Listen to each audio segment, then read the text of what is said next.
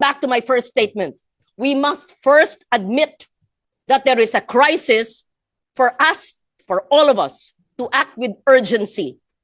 And we must admit that it can't be the usual way things are. And everybody in government, especially in the executive, must admit on regular times, you are slow, painfully slow. And the DBM knows this. And we know that because we've been doing the budget for decades now. Your utilization, your implementation is so slow, with the exception of some agencies like DSWD. I think SecRex is the only cabinet member. When I call half a ring, he answers. And he's quick, he's on the ground, he knows what's happening. I wish everybody could emulate that. Yung iba nagatago.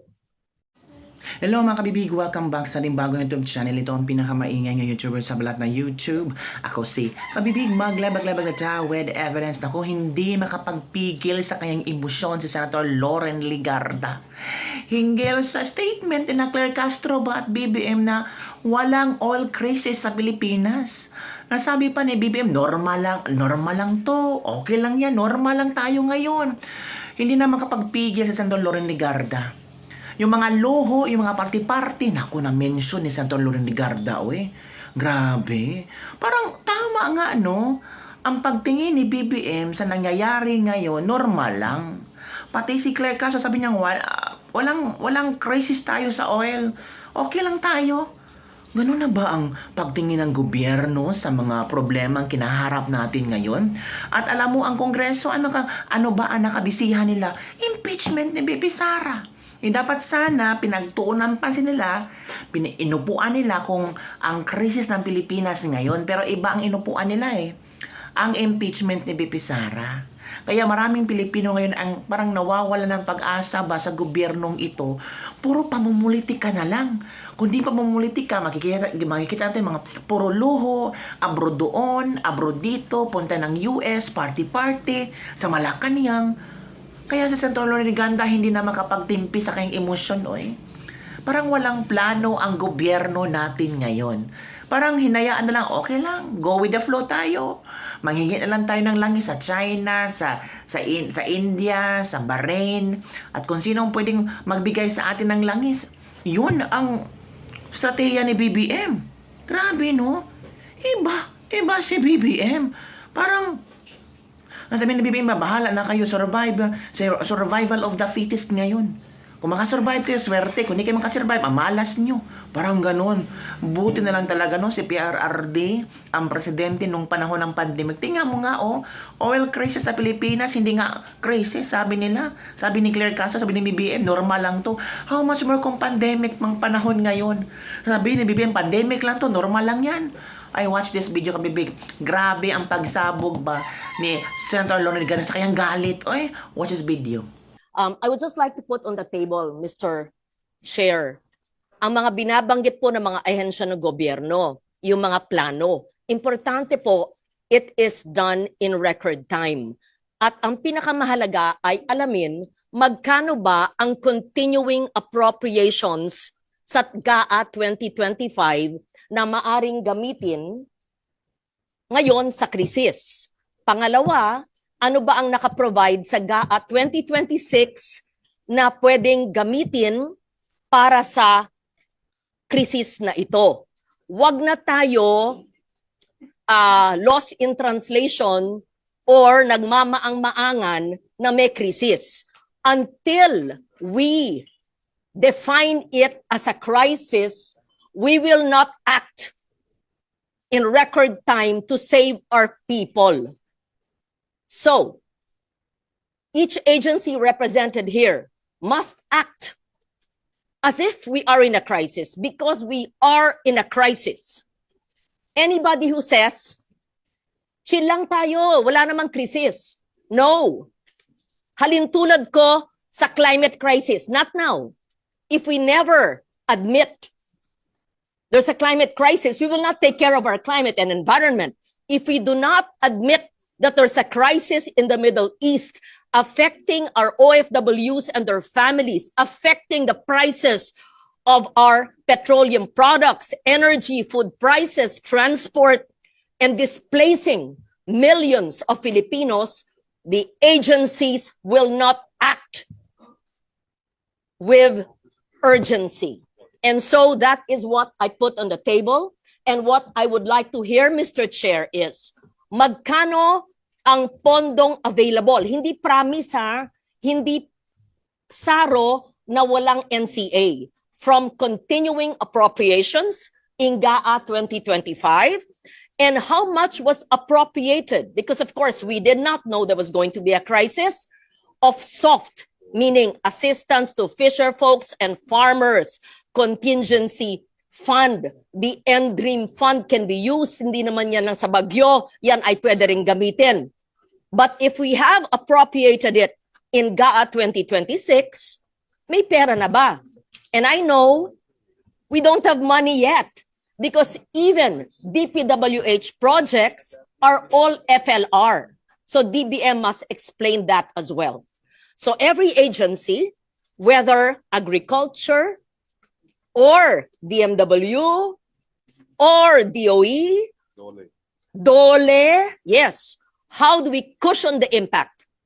I lay that as my premise, Mr. Chair, and you being the chairman of the Committee on Finance, because we can have all these PowerPoints, pero pag kumakalam ang tiyan ng mga mangingisda, ng mga drivers, ng mga sa transport sector, ng lahat, ang dating middle class ay ngayon lower class na at hirap.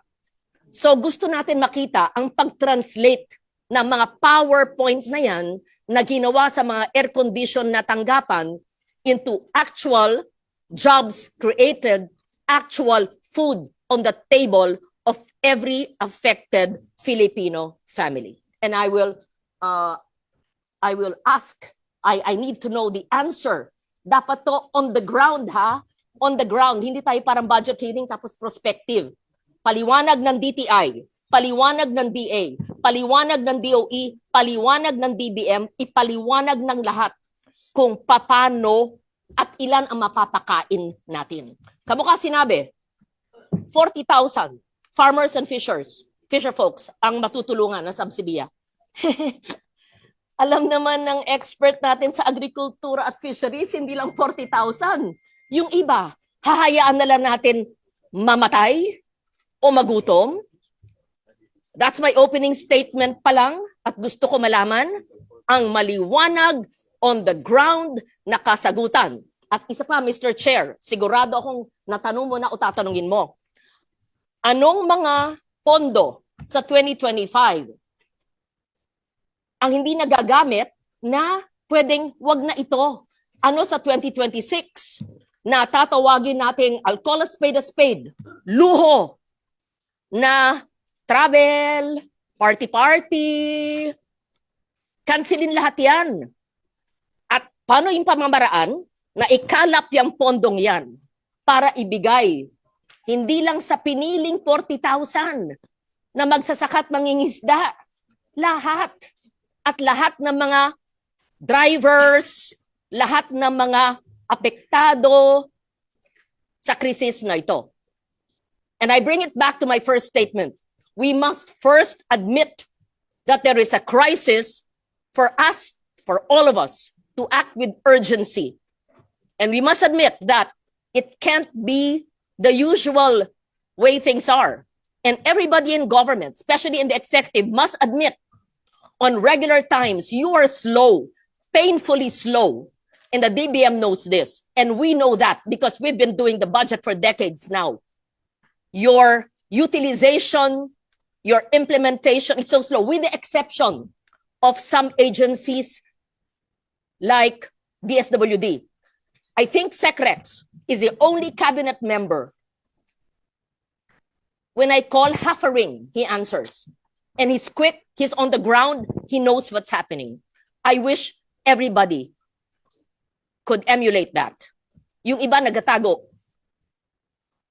So having said that, Mr. Chair, I did not want to deliver a motherhood opening statement.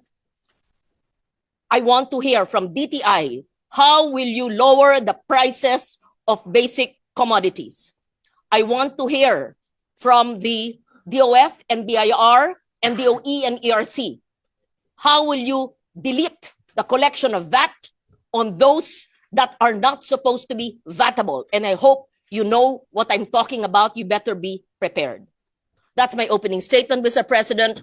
This applies to everyone, all the resource persons who are here. I hope to receive the answers in the next few minutes or hours. O, napanood nyo na. So, ano ang komento nyo? Sabi na iba, normal lang yan, kabibig, kasi nasa politika sila. Normal lang yung reaction ni Senator Loriganda. Normal lang kasi yan. Kasi nakikita ni Senator Loriganda na walang action ang gobyerno. Tapos, mamimigay ng ayuda para sa mga driver. Selective lang. 40,000 lang ang bibigyan. Kawawa naman yung iba nga hindi mabibigyan. Nasaan ba ang budget? Diba? Sabi nga ni Senator Loriganda, yung mga hindi importante nandun sa budget ngayon sa 2025, sa 2026, tanggalin nyo na yan. Kasi nagka-crisis ang Pilipinas ngayon. Yun ang pagtuunan pansin natin. Diba?